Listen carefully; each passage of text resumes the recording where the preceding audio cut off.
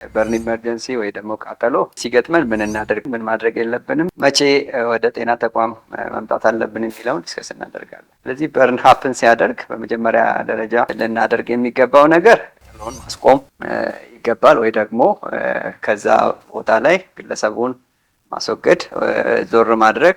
በመቀጠል ካላይ በተቃጠለው ስፍራ ላይ ራኒንግ ቀዝቃዛ ውሃ መጨመር አትሊስት ከ20 እስከ 30 ደቂቃ ቀዝቃዛ ውሃ ላይ ማድረግ የጉዳት መጠኑን ይቀንሳል። ሶስተኛ ማድረግ ያለብን ነገር አንቲፔን ካለ ያው ህመም ስለሚኖራቸው አንቲፔን መስጠት ነው።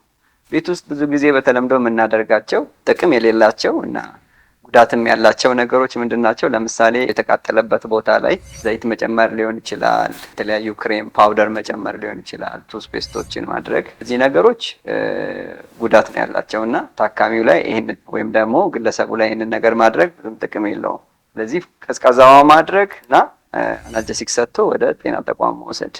ምን አይነት ታካሚዎችን ወደ ጤና ተቋም እንወስዳቸው? አንደኛ ዲፕ ከሆነ ወይም ደግሞ የቆዳ ክፍሉን በጣም ከጎዳው መምጣት ይኖርበታል። ሁለተኛ የቃጠሎ ስፍራ በጣም ሰፊ ከሆነ ወይም ደግሞ ከአንድ የታካሚ መዳፍ በላይ ከሆነ ወደ ሕክምና ተቋም መምጣት አለበት።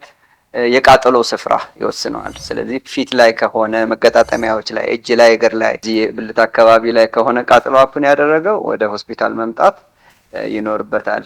ሌላው ህፃናት ወይ ደግሞ ሽማግሌዎች ወይ ደግሞ ፕሬግናንት ከሆነች ወደ ህክምና መምጣት ይኖርበታል። ከዛ ታይተው አስፈላጊው ህክምና ይደረግላቸዋል። አመሰግናለሁ።